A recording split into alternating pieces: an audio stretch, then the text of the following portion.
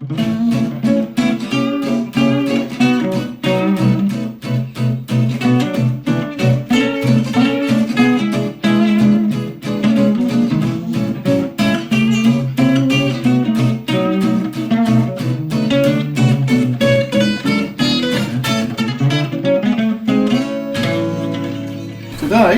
I'm talking to Steve Peach. Hello, Steve. Hello there, Rick. Well, we're trying out some microphones, so I hope to goodness they work. Anyway, so the traditional first question is, what do you do? What do I do? Well, most people would label me as like an architect or architectural designer. I like to think I'm kind of like slightly wider in the circle as far as that is concerned. An artist of life, shall we say. Oh, okay, that's nice. Where I don't just feel that, although architecture is the main way that I've earned my living historically, for the last 30 years I've been self-employed, but I kind of enjoy, music, art, creating, even, silly little things that are not really for the benefit of anybody else, but for my own sort of creative enjoyment. Having moved down to Kent only this last year, but prior to that coming down to see sort of Joe, my girlfriend, we used to go to Burning Gap and get some of those clay boulders. Now I don't know if it's PC, whether you actually can take some of these clay boulders from Burning Gap or not, but I sometimes load up my rucksack with them and I've got this Dremel grinder drill thing and I just carve away at it. So I love the fact that you can create something visual from something that's taken millions of years, shall we say, to be itself, and that you can create something new from it. Yeah. This is interesting, isn't it? Because again, when we've spoken before, there's obviously a lot of crossovers between what I do, teaching, and creating music, and what you're doing. We have sort of chatted about things like that. So the interesting thing for me is how did you start off? Did you start off doing architecture, or? I started off doing architecture, yeah. Historically, I was quite artistic as a child. I always used to love colouring and all that kind of thing. And it was my fourth year junior school teacher, Miss Jean Langley, I remember her name, and she really encouraged me in art.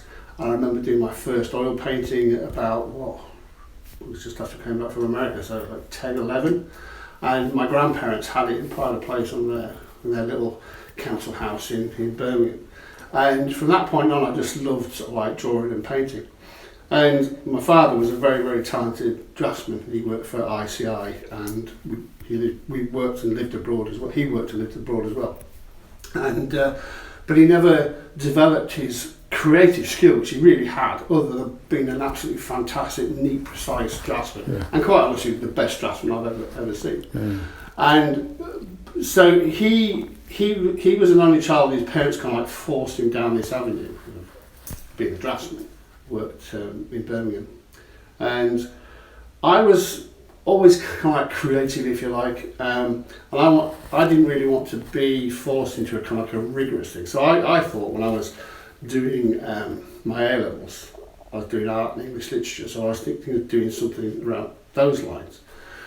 But my dad, being quite a forceful sort of guy, sort of suggested I did maybe engineering or architecture, because he was a bit of a frustrated architect.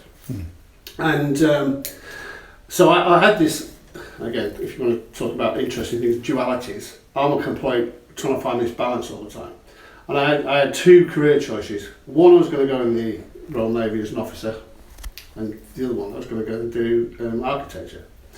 But I didn't really want to do either. I think I wanted to do the Navy thing to escape and go off and explore the world and all that kind of stuff. But the architecture one was something because my father basically said, you'll never earn any money doing art, blah, blah, blah. So I kind of like was forced down the kind of like architectural route. And I went to Portsmouth School of Architecture. And for the first 3 years of the honours degree course, I fought like cat and dog, because basically all the tutors said, you're not really an architect, you want to be more artistic. So I kind of like, being quite stubborn, sort of stood my ground, and I used to have massive flare-up arguments with my tutors and stuff, to the point where I nearly got kicked out twice, but I stuck to it. And it wasn't until I went and worked in private practice with a particular firm of architects in Harrogate, where I'm from originally. That really got me a kind of like to see what it was to do with the real world, how you actually really created things. And I came back to do my postgrad diploma at Portsmouth, and there was one particular tutor there he really, I would say, was a mentor, an architect called Hans Klansky, Swiss. And he kind of like really understood kind of like the whole kind of like creativity, the ethos I was trying to achieve and stuff.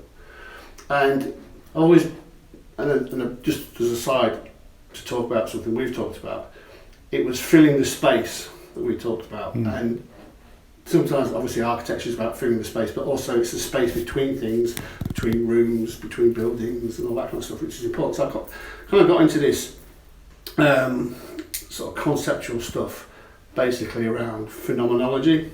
Oh, right, cool. And there was this one particular architect that he's now unfortunately dead, a chap called Gregotti, Vittorio Gregotti, his name, and he worked for an Italian magazine called Casabella, and he was quite an eminent architect. And he worked along sort of like the Italian rationalists like Aldo Rossi and Giorgio Grassi and things like that, and came up with these sort of concepts of how objects in space related to each other and talk to each other and all this kind of stuff. Yeah. And it's almost like a language, which then kind of like took us down the avenue of semiotics and things like that. So I've always been quite into kind of like symbols and what they mean to people and how you can use those in buildings and creating almost like a rationale behind your designs. Not kind of like a concrete pattern that you repeat over and over and over again. But it's quite interesting. Architecture and art is very hard to describe, really. And it's something that, to me, architecture and art should create a passionate response. It doesn't want to be just a no response type of thing.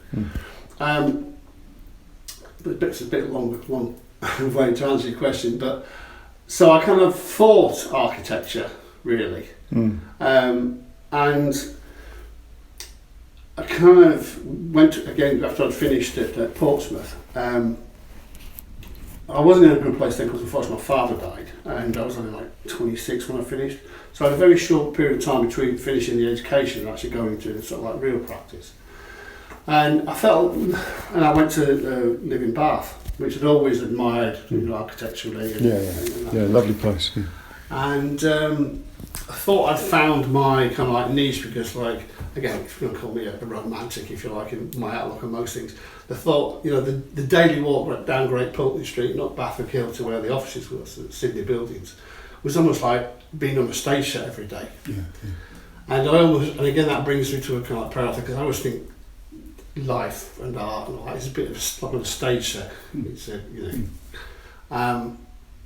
so I really enjoyed living there for a while, but again, personal circumstances changed, and because my father died, I came back up to Harrogate. And I kind of, again, just got stuck into working for this particular firm of architects that I'd worked in my year out. And again, Brian Ferguson was a fantastic, again, mentor. So kind of like my kind of like path, if you've been like, has been forged by two important male figures, father figures, if you like, in my life, because I didn't actually have that at probably a time when I needed that, and then because I didn't actually have the family sort of relationship that I would have ideally liked to have with my father. It's a stupid romantic thing of like going to art galleries and exhibitions with my dad and stuff, but he just wasn't that paternal. He was, again, an only child, quite insular. We didn't react in the same way. So art and architecture has always been quite a creative release for me. And again, I found that when I was at the School of Architecture, you weren't actually formally taught anything. You weren't like saying, this is how you do architecture. And then, unless you go to a proper tutor and have like things like guitar lessons and paint lessons and stuff like that, it's all kind of like intuitive, responsive stuff. And that's generally how I've been. I've never really been taught anything in my life, but learned an awful lot, if that makes sense. And I think where I am now, where I've just turned 61. I'm actually creatively in a very good place. I'm actually in a place where I wished I was maybe 30 years ago. Mm. And I think career-wise, everybody has to, you have to make money to, pay the mortgage, feed the kids and all this kind of stuff. And I think creatively, if I'd have kind of thought more about what I wanted to achieve out of, should we say, a talent in inverted brackets, if you want to call it that, I probably would have done things a lot differently. Probably wouldn't have got so stuck into this rigorous course of you do 5 years, you do a 3 years honours degree, you do a 2 years postgrad, you do 2 years in private practice, you do formal examinations and all this kind of stuff. And I think I probably would have done, and something again, a romantic notion if you want to call it that, the grand tour. Like, the likes of Turner and people like that did. They went off and explored life and found life before they actually led life, or let life get in the way, sort of thing. Well, some of them never actually, they didn't let life get in the way even afterwards, did they? No. If you had the money to do the grand tour, you could have done anything. That's it, and unfortunately, a lot of people associate architects with earning huge amounts of money. Mm. And it's not, it's hard slog. And whereas, say maybe 50 years ago, you've got this typical architect was in charge of everything. He designed everything right down to the door handles and everything like that. Say people like Frank Lloyd Wright and Corbusier and Richard Meyer and all these sort of people. But now the architect's role is much maligned. You don't do not even half of what you did traditionally. And people just sort of see it in a lot of ways as a ticket to get planning. And now there are so many different ways of building, constructing, that basically contractors now have taken a major design role. And I've kind of created my own niche little market, if you like.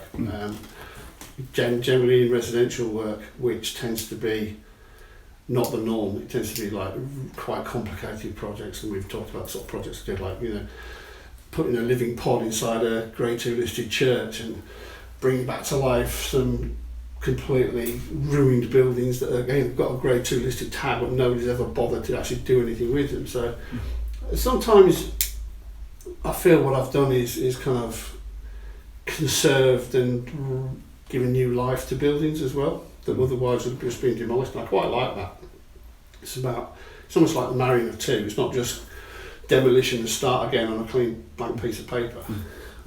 It's about respecting the past, not begrudging what you're going to do in the future, but have something that's kind of got some substance to it. Yeah. So there's a lot there. Let's start. So it's a long way around saying, I draw. My kids used to laugh because all they thought I did was colouring pictures. Dad does colouring in, that's what Dad does. Right.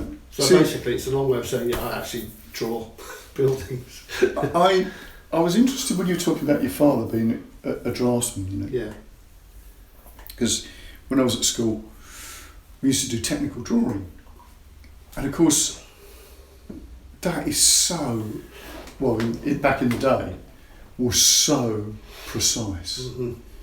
And then, you saw somebody who could really do draftsmanship. Yeah.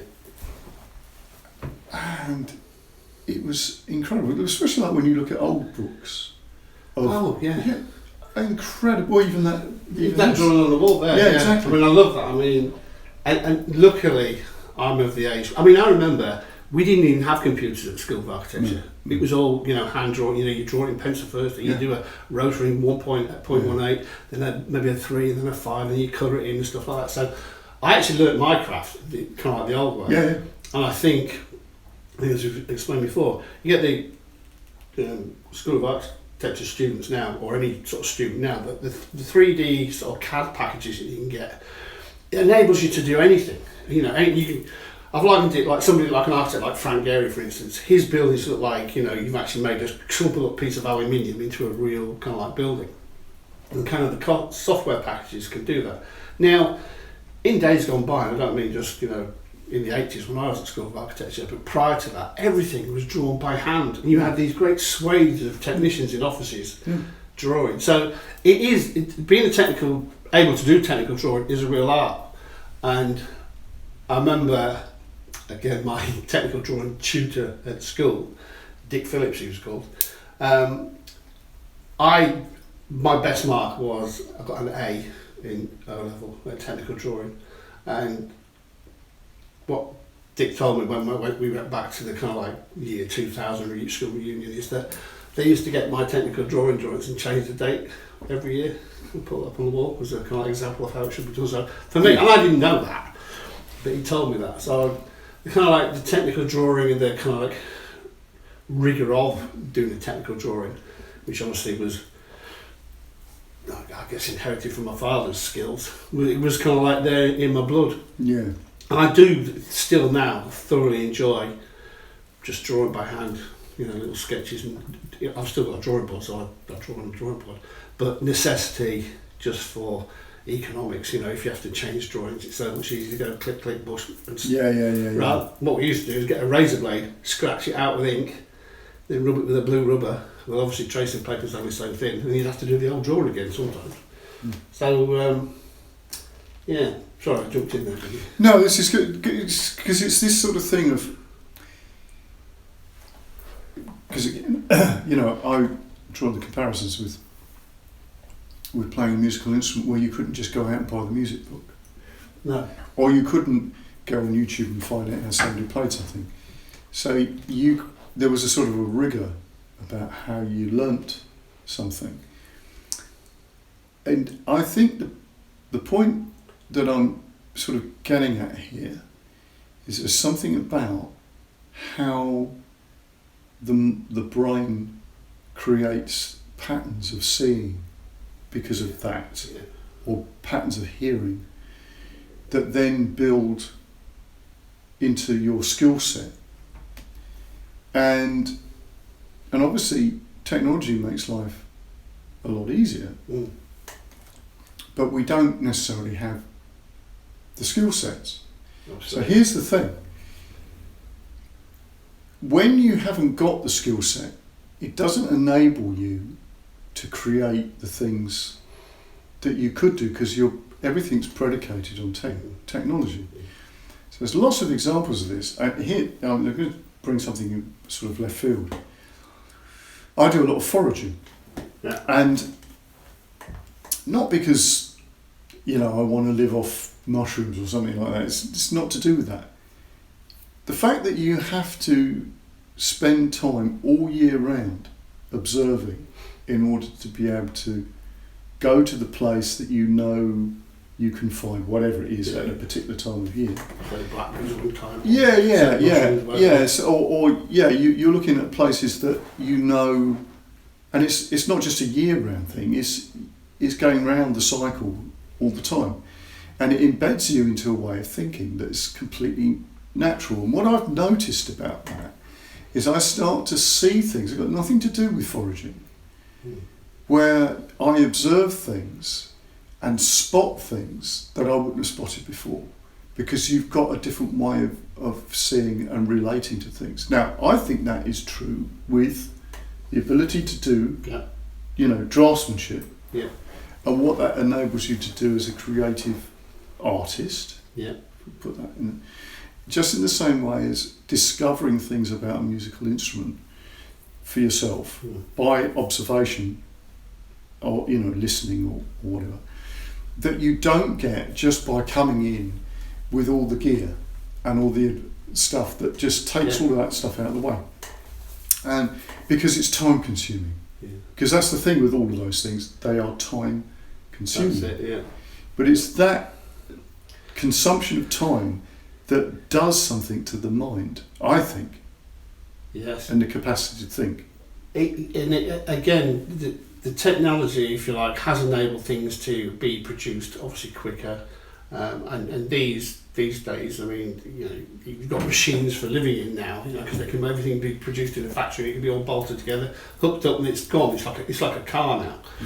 But I remember, I think it was Keith Richards, who sort of, you can play all the electronics bits and but you just need to be able to play the acoustic guitar. You just need, that is where you should be, the roots. And excuse the pun about foraging, but like the roots, it's like the roots of the music, and that, all those sort of things are quite important to me. It's kind of like how things, what's the root cause? How does it grow? How does it grow from being that to something else? And that as a design approach is quite important to me. I remember, again, it's almost like, when you get these like light bulb moments. Again, when we were a student, we were on the Isle of Wight. There's a place called Appledurcombe, and there's an old sort of Georgian manor house on there. And it's in the middle of nowhere, it's all these sort of like hills, and then all of a sudden you come across this sort of Georgian ruin in the middle of this sort of countryside. So it's a real man-made footprint in the middle of all this sort of nature. But what's happened is obviously the house was built for its purpose of this family to live in. But for whatever reason, I think it was a fire, it kind of got destroyed. But what was still there was the framework of, say, the original architectural drawing that the architect had done. But everything had been taken away, the windows, the roof, and so it was just the structure. And it was almost like the soul of everything on which the structure, if you like, the skeleton was then sort of like dressed. And that's kind of what I think is important in design. It's that kind of like root, core, foundation, skeletal thing that's important in how you kind of like dress that. So you've got to get the framework right before you're there, because everything else is basically embellishment. You know. Well, you could say that about a song, couldn't you? You could, yeah. You know, because you if you take a song, there's an essence to a song, which you could say probably about a building. There's a vibe to the building, which you can get a feel of it before it's arrived. Right? Oh yeah. Right? But then you need to put the structure in. So from a musical point of view, that's your rhythm section, isn't it? It's your feeling of timing, what the drums are doing, the bass is doing, the chord structure and everything. And the essence of the song will come once that melody starts to appear within that. And the melody may have been there initially. This is what I'm saying, is that there's an essence of it. But it hasn't any structure until you start putting those things in. So I would have thought that maybe that would happen with architecture, where you get an idea of what the building's going to be like before you've started to put. Well, there's this sort of concept called, if I remember the genius loci, and it's sort of the essence of space. The thing that makes that space, the genius loci, sense of space. And a lot of, again, what I enjoy about the scale of work that I do is that I can go to a site and, some people just like throw a building together and, they'll regurgitate some house type, whatever. But you can actually create something quite, I use the word magical, but you can, because if you look at a site, that site has geography to it. It also has a place in time, as far as like sun coming round, shadowing, your view from certain points on that site. So sometimes people want to say, can you do me a set of drawings? It's not necessarily, you can do that because that's relatively easy. But if you want to put some soul into a building, you've got to almost be able to sort of think, well, when these people wake up in the morning, what's the first thing they see? Is that a nice view? Is that window positioned correctly? Or are you in this horrible dark cocoon or whatever? Some people quite like that. But there's all these little things that people, I don't think, is even part of kind of like what you do. And I think, that's a bit expensive, but what, just for a set of drawings? Excuse me, I put the Yorkshire accent, I didn't mean to. But it generally, people don't sort of see, or I don't think, generally, the general public don't see the value that a designer can bring to something. Well, be it a piece of furniture, be it a car, be it a pen, or whatever. It's everything, isn't it? Design, to me, there is beauty in most things. Appreciation beauty is, it for me, an important thing. Yeah, but I think that's absolutely in everything. You get that. And for most people, there is a complete disconnect with where they live. Yeah. Right. Just as there's a complete disconnect about what they do as work. That is an interesting point, this disconnection, because again, just putting it onto an architectural point of view, I could almost cry sometimes, the woeful standard of house type design in this country. You've got, again, these big money-making establishments, Persimmon Homes, Bryant's, all these sort of Yeah. people. And you could be anywhere in England sometimes, Yeah. and you wouldn't have no geographical reference No. at all. No. Yeah, in times gone by, I mean, obviously, living in Yorkshire for all those years, you can see a Yorkshire typology. You come down to Kent, you can see very much a Kent typology. You can go towards, Bath, you can see the Georgian influence, and go up to Scotland, it's a whole different climate change and everything all hunkered down and that. So the way we built used to kind of reflect where we live. Oh, absolutely. Yeah. And it's almost like that's gone, Yes. completely gone. And I really wish that architects that work for these big housing types would address that somewhat. Yes. Rather than just, rather than the government saying, oh, we need 3 million houses this year, and it's like, okay, we're just going to churn them out of the factory, put them on a house type, give it a curvy road, give them a cul-de-sac, and poof, there you go, so they can park their 2.5 cars, their BMWs or whatever on the drive. And see, now, if you go back to traditional societies when they would have building, and it could be a tent or it could be a yurt, it would be situated in a particular way that the directionality was just so, that a doorway that was used by certain people would be in a certain direction. This is absolutely true with people like the Mongolian people. Yeah. If anybody died, they wouldn't go out that door, they'd go out another doorway, which was probably pointing north, right? And you think, the whole thing of directionality, like you're saying about siting a building, because I'm interested in churches, and of course, you wouldn't just bung a church down somewhere.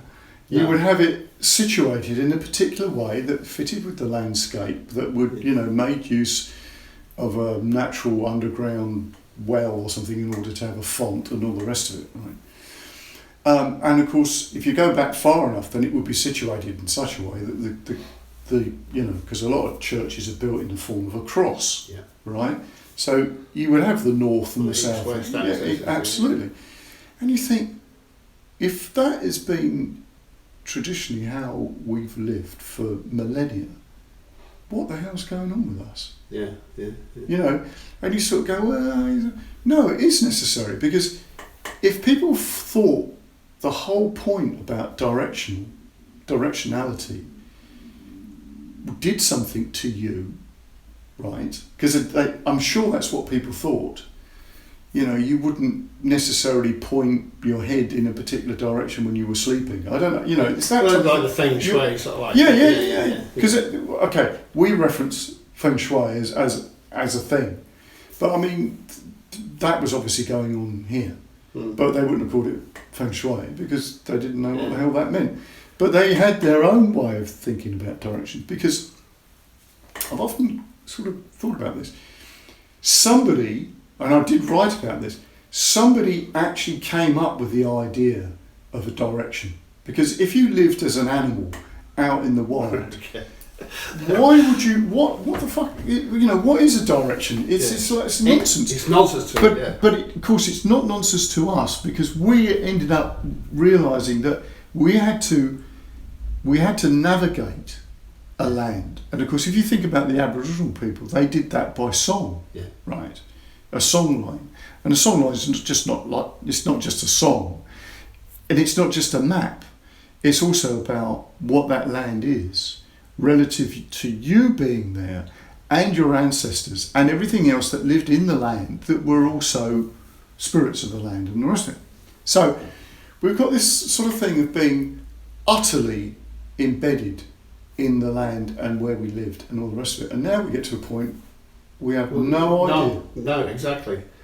And it's quite interesting, this whole north-south thing, because in a kind of like totally kind of biological way, we're made up 90% of water. And you think of the effect that the moon has on the oceans, tidal and stuff like that.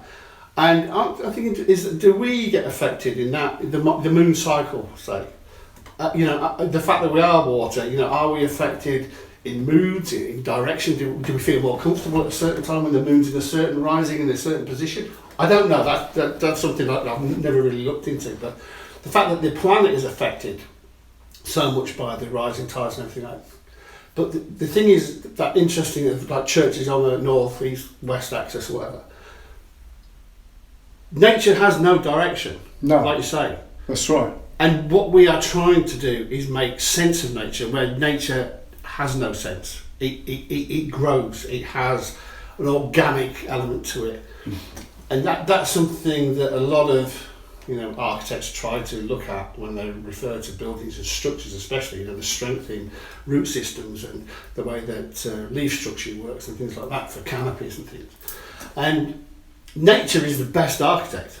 At the end of the day, the best engineer. Yes. It has a way of dealing with stuff, seasons, rain, sunshine, and all the rest of it. And I think we've forgotten a lot of how we've got to where we are. Yes. And the technological advances that has happened over the last... And that's what does it. Yeah. Because, of course, what happens with technology, which is what we've already said, is it stops you doing the stuff that the technology allows you not to think about anymore. Yeah. And in that way, we disempower something else. Because, like I was saying, with regard to foraging, the fact that you're in, or I'm in that mode of thinking that way, that skill comes out somewhere else. It comes out in an ability to observe things and spot opportunity and all the rest of it.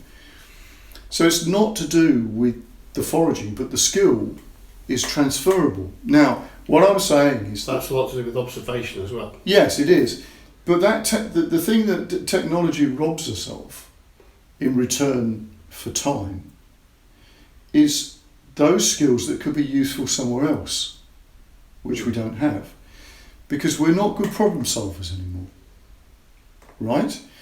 Because if you there was a scientific study about how efficient somebody who lived in the Victorian age or the Edwardian age was at fixing problems.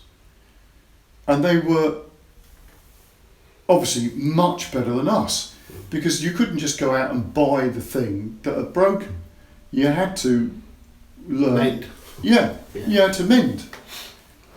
And that meant that your problem solving ability was much better, because you could look at an object and think, well, or when you went to get something, you could go, well, that's not going to work because, right?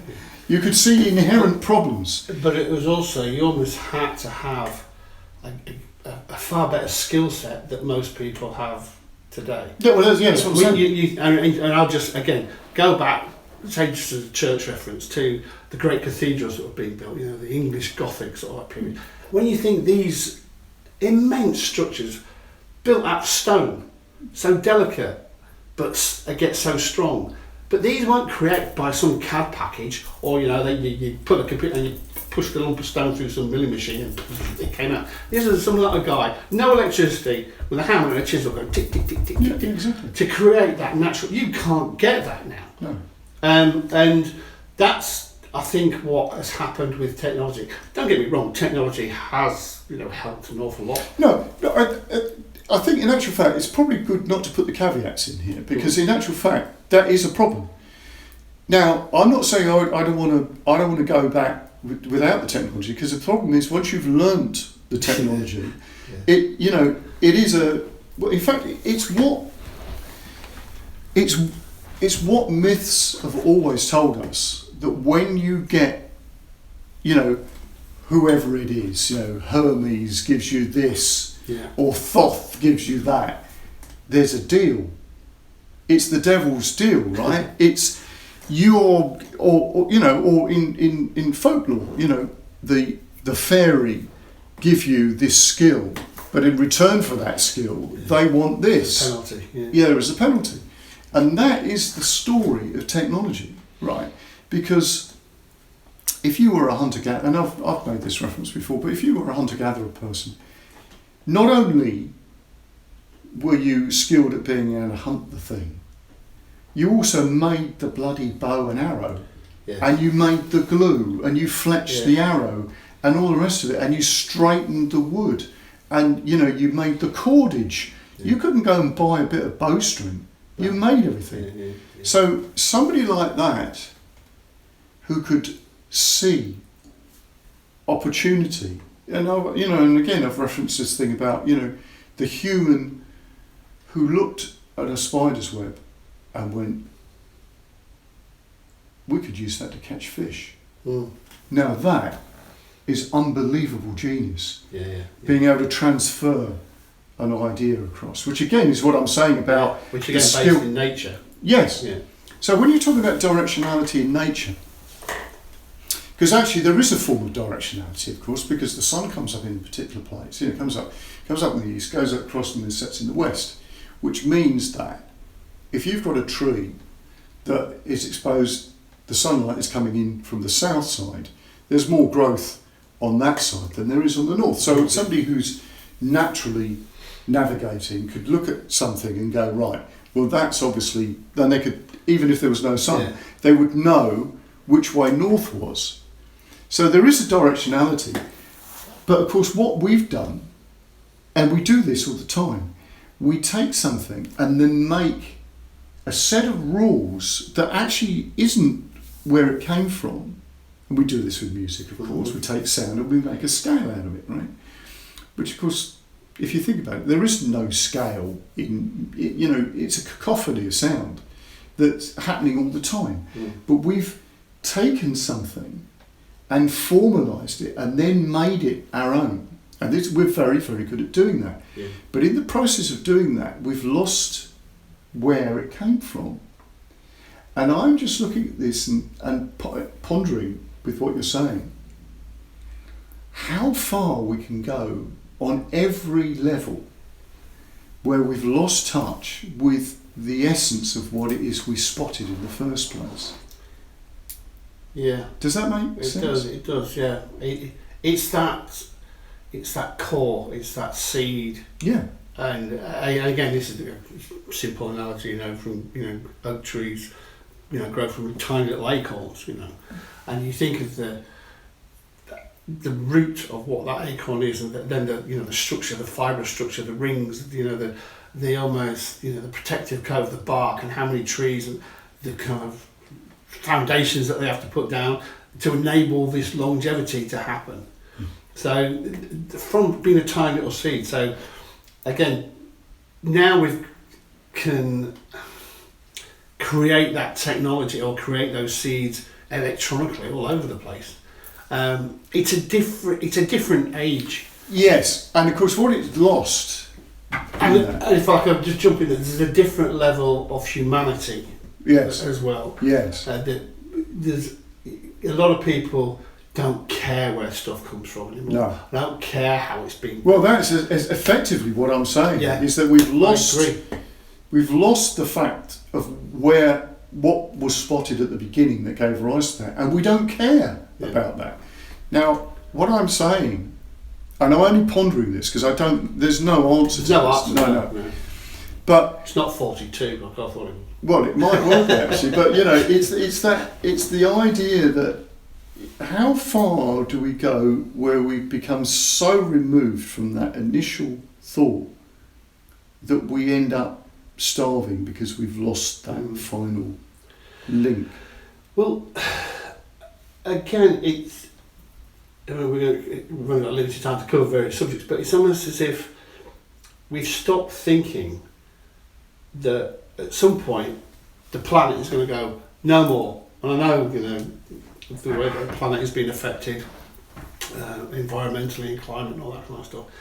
It's at what point did the arrogance of the human creativity, what process, or the ability to create stuff, did nobody think of the consequence? Like, for instance, when they were creating plastic, for instance, did nobody think of, well, actually, this stuff, it doesn't degrade, or it's like nuclear energy.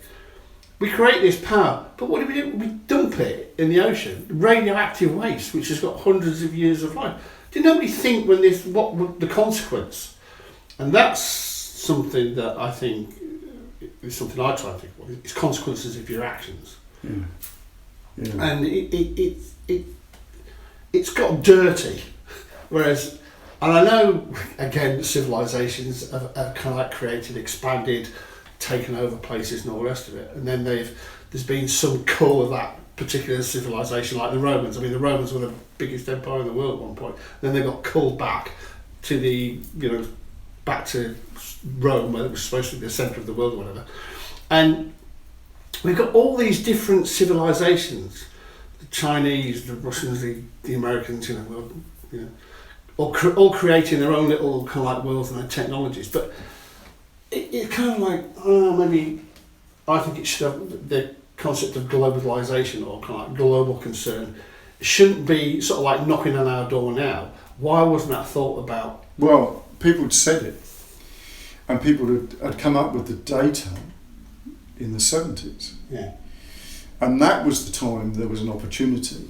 And I've actually interviewed a couple of people who work for, somebody who used to work for the World Wildlife Fund, and he said they knew the stuff.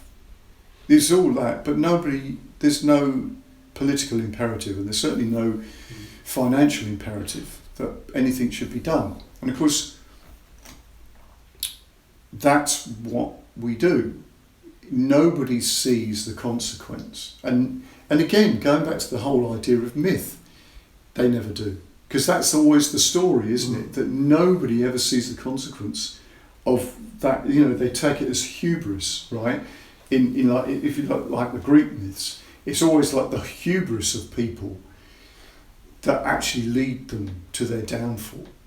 And anybody could look at that and go, that's not going to end well. Yeah. And of course, really, that story is the same story over and over again, because it is the human condition that we do the thing. I mean, it's even the Genesis story, isn't it? Yeah. Once you've taken the fruit, you're buggered.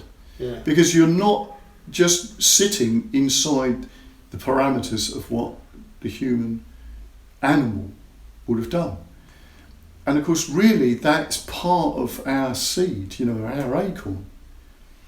But again, going back to that analogy, because again, this has all relevance to the creative process in my, as far as I can tell, from my own, feeling about it, is of course we always look at things physically, don't we? We go, oh my God, this is amazing. This acorn becomes a tree, and then the tree, does this, but of course the bit that seems to be missing is, how does that tree become the story that's locked in that acorn, right?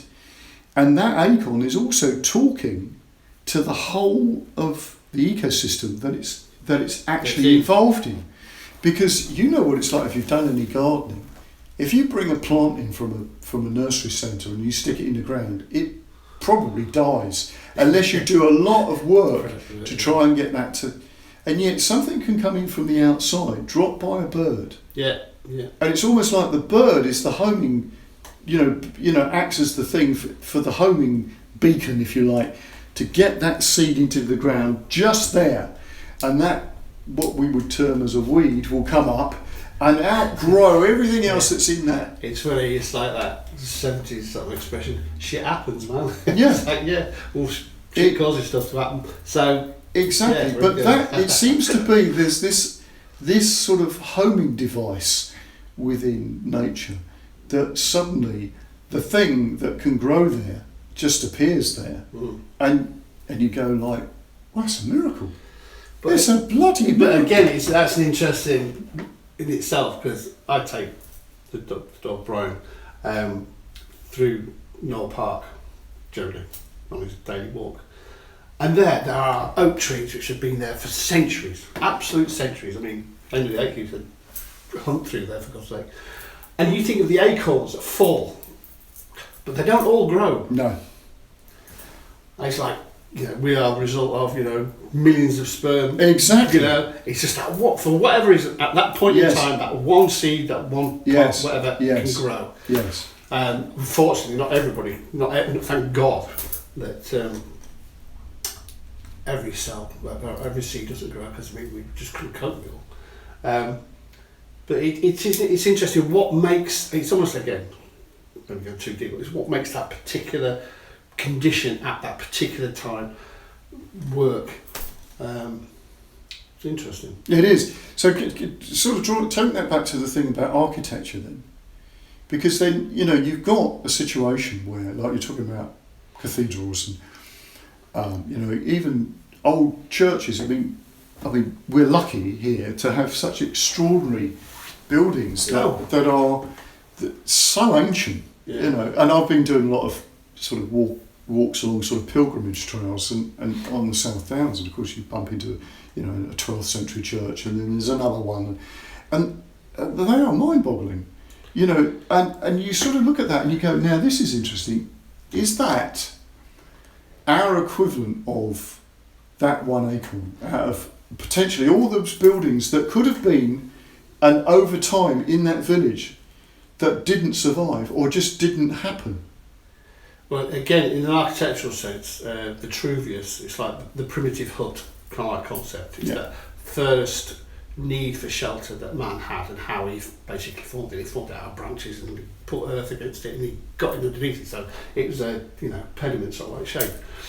And it was that sense of sanctuary that creating the first primitive hut did. And I think this is what, and I don't know, I can't explain it really, but churches have that sense of sanctuary, for me personally, yes, for everybody. Yeah, I think we can go into any church, and there just seems to be, I don't know what it is, it's a sense of quiet. You can be buzzing around, there can be traffic outside, but for whatever reason, it can be peaceful and tranquil.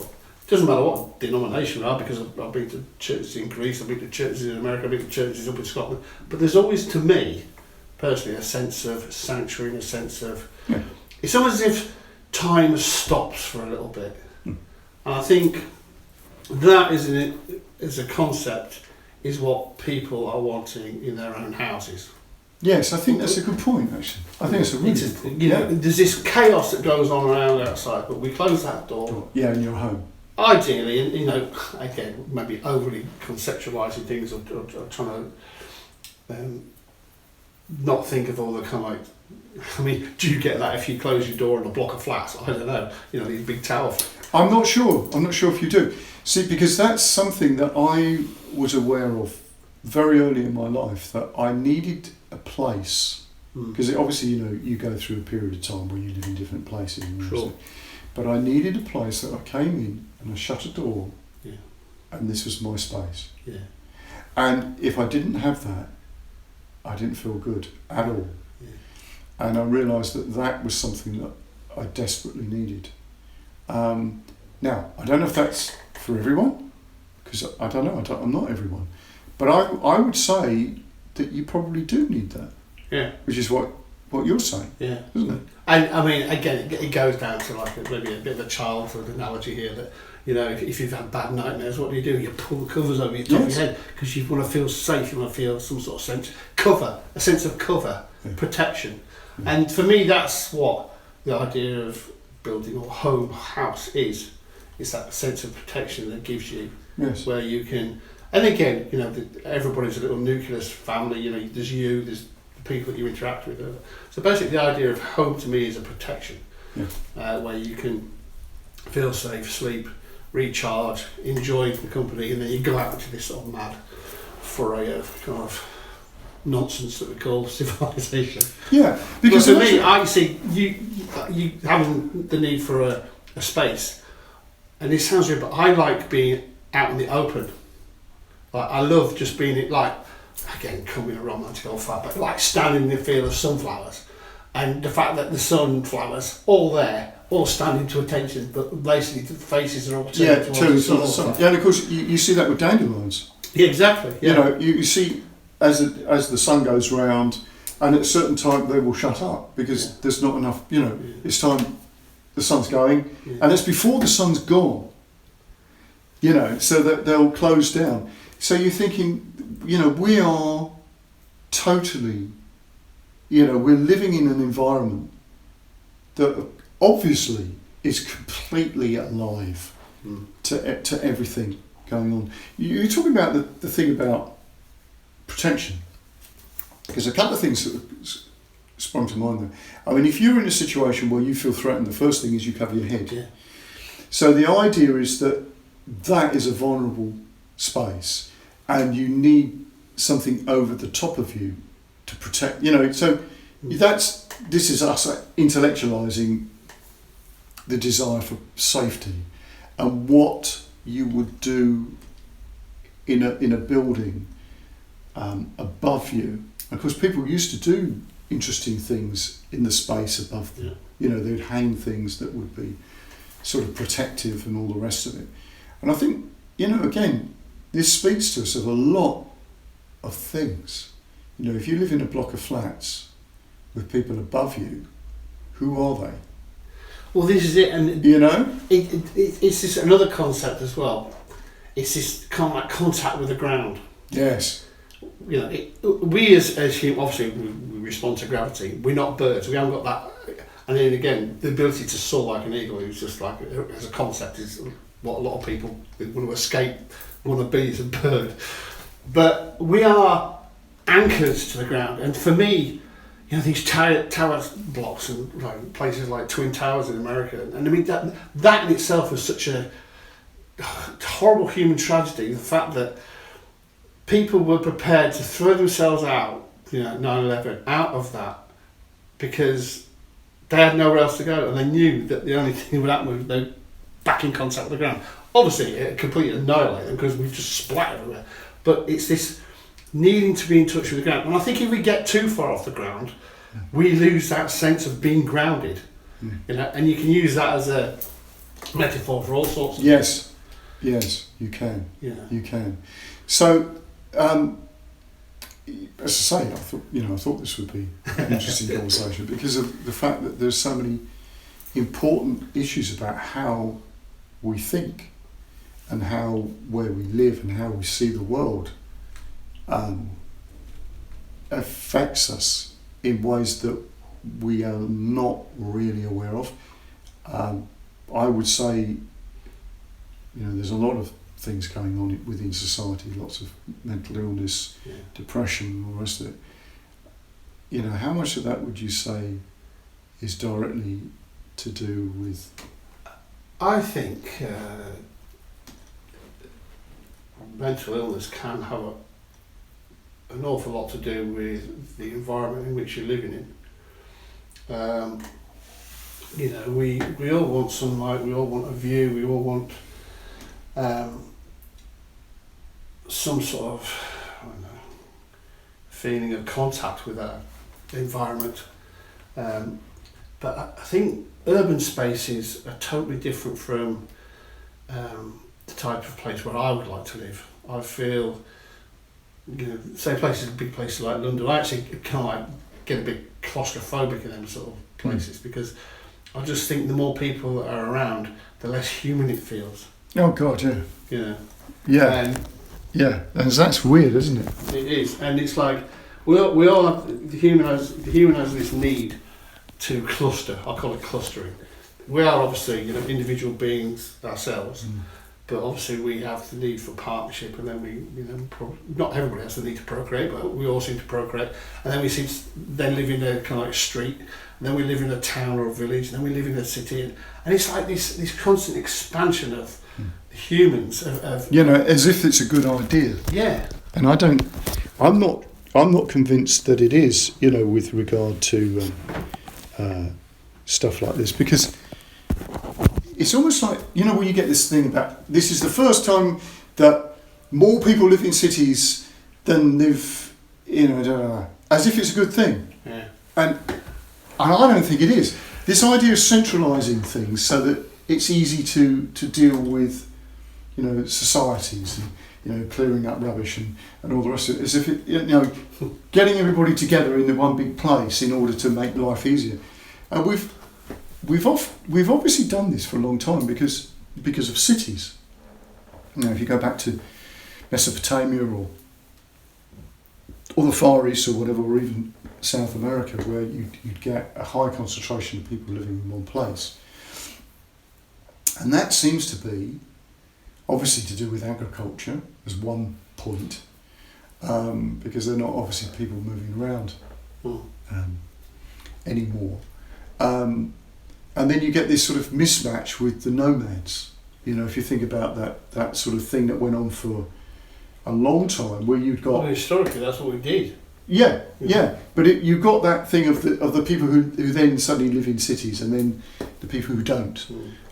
So, you know, this interaction between, the warfare between the steppe people and the people who lived in, whether it was China or you know, Mesopotamia or Greece, they were always dealing with these marauding bands of people.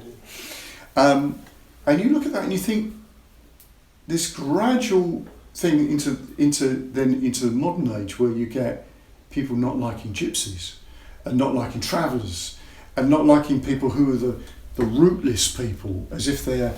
I like the people have got freedom. Yeah, yeah. And this is an interesting point, because we've lost that want, if you like, to... I mean, the Earth's a big place, but again, with, you know, governments and all the rest of it, you're not allowed, this freedom of travel is not allowed anymore, again, because of, you know, for whatever reason. But it's almost as if, and I don't understand these, a lot of people where they stay in one place all their lives, and it's this, and this probably go back when we first started about this choice, I had this choice of either going in the Navy or being, you know, Yeah. And I think it was this wanting to find out about life and have a general curiosity of what the world was about. And I think we become xenophobic in a lot of ways, where nobody wants to know what's there. And it's Well, there's the word. Yeah. And it's, You know. this whole, the way that we are now, we everybody thinks they are better than somebody else, you know, whether it be a football club, whether it be a town, whether it be a city, whether it be a country. And that kind of, that doesn't sit well with me, this kind of like jealousy of what to take over. It's interesting you use that word xenophobia, because obviously it comes from the ancient Greek, this idea of not liking the person who lived in the village next to you. Yeah. That's basically what it means. Or you're frightened of those people who are other than you. And of course, if you look at how people like, you know, if you're in a special forces idea, right? The person who's your target is no longer human. He becomes the mark, the psychology of the mark, you know, because it's very difficult to fight somebody who you think they're the same as I am. Exactly that. Yeah. And of course, that idea of not liking them, they're the other. Yeah. And you look at how that's always been used throughout history to galvanise a people against another. Also, in a religious context, we've been talking about the churches and faith and all that kind of stuff. But, you know, I just use the example, one of the horrors of civilization or mankind has been like the First World War, where you had, you know, intelligent civilizations fighting each other in a completely manic way. Yet they would all gather, possibly before going over the top, and one would pray to their God to protect them, the British Straight Forces, and then the Germans would be protecting for their God to protect them and let us overcome our, you know, enemies and stuff like that. Well, the whole kind of like, this is, which again is a whole different subject, the whole idea of kind of like this omnipotent being of God or faith or whatever, it's a whole different sort of like thing. But that kind of like, our God's better than your God, he'll protect us, you know, whether it be Hindu, Buddhist, whatever. There's this ultimate, which goes back to what the point I'm making, there's this ultimate protection that we want. With it, protection from the elements, feeling safe, or protection from our enemies. It's all this kind of going back to the one, yourself, and our need for others, so that we're not frightened within this world. Because it is, if you just are on your own totally, you'll have to have some self-reliance, but being on your own is a terrible thing, in my opinion, because you can't share, you can't enjoy, and all the rest, and which I'll come on to the mental illness side of stuff, because if you're in your own head, then you can't get out of your own head, you know, and all your doubts, insecurities and anxieties are just in you, and it's just you. That is a place that I've had people around me that have had mental issues, and I've seen how that can almost rob them of their personality. Oh yeah. But the point is that I think the way that society has been going, and when we look at the recent pandemic, if you want to call it that, the amount of people have been mentally affected by it, because we're all forced into this isolation. Well, in actual fact, I think that actually was the most terrifying point about that we effectively shot ourselves in the foot, right? Because we've ended up, and of course, I can say this because, okay, people can challenge it, but I think I've heard doctors talk about this, so it's not just me coming out with something, but the reaction that we had led to a more deadly effect than just people getting, okay, not pleasant. I'm not saying it wasn't pleasant, but it's one of those things that happens.